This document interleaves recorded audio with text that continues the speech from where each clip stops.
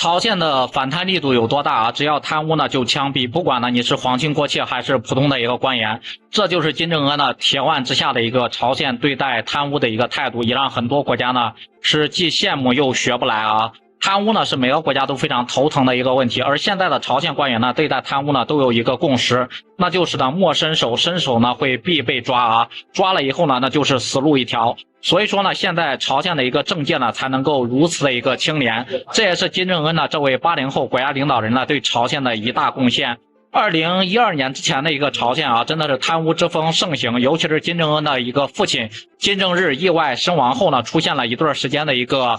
混乱啊，尤其是一些官员呢就明目张胆的开始贪污腐败。在他们看来啊，就是年纪轻轻的一个金正恩是缺乏这个政治经验，对国家的一个管理呢更是一个门外汉啊，只是一个被匆匆推上来的一个继承者，一个只有28岁的一个小青年。但接下来呢，金正恩的一个六亲不认政策呢，包括手段，让他们尝到了肆意妄为的一个苦果。当时呢，他呢也被称为最强的一表最强的一个80后。接下来呢，金正恩就用自己的一个实际行动证明，他可真不是浪得虚名啊。2013年年底呢，朝鲜的政坛呢突发巨变，当时呢朝鲜政坛的二把手呢张承泽呢是被公开的处决，这在朝鲜呢无疑是一场大地震啊。因为张承泽呢不光是副委员长，还是最高领导人金正恩的一个亲姑父啊，他的妻子呢金敬基呢也是朝鲜的一个初代的一个长公主，在朝鲜政坛的一个影响力真的是不容小觑。而处决张承泽的一个理由呢，那就是贪污腐败。一起被枪毙的还有张承泽的6名的一个亲信。据说呢，当时呢，为了彻底的清除张承泽团伙啊，金正恩呢动用了神秘的一个烽火组。张承泽这个在朝鲜呢曾经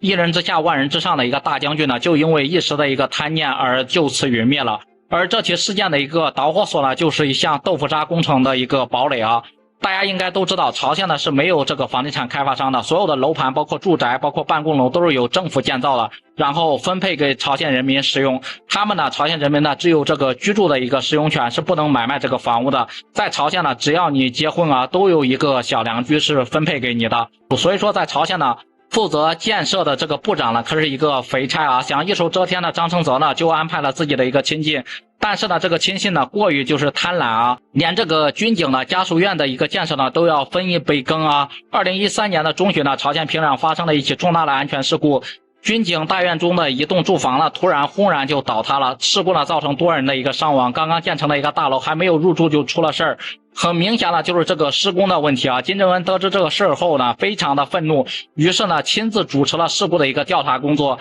这才呢牵一发而动全身，发现了以张承泽为首的一个贪污腐败集团啊。已经呢从政2年的一个金正恩现在呢已经羽翼丰满，不再惧怕这个摄政王辜负了，决定呢以此为契机拉开了朝鲜反腐的一个大幕。所以说金正恩在调查这个坍塌事故的同时呢，颁布了一项新的一个货币政策。原来呢金正恩呢对朝鲜的腐败呢不是视而不见，他和妹妹呢金宇正呢已经研究好相关的一个对策了啊。朝鲜也是启用新版货币，所有的旧币呢必须呢实名登记才能够兑换这个新币。这样的一个新货币政策一旦颁布呢，将使得贪官呢要么就是现出原形，要么就是眼睁睁的看着自己家里的钱呢变成这个废纸啊，可谓是一招釜底抽薪。另一边呢，张承泽的腐败案也逐渐的清晰。原来呢，张承泽的一个超级巨贪之路呢，是从金正日逝世之后就开始的啊。他不但是贪恋女色，还喜好赌博，身居高位的，甚至有一种再进一步的一个想法，所以才还在朝鲜劳动党内部呢搞起了一个小团伙，更加肆无忌惮的腐蚀这个国家啊。理清脉络的一个金正恩呢，找到了姑姑金敬基啊，和盘托出了自己的一个想法之后呢，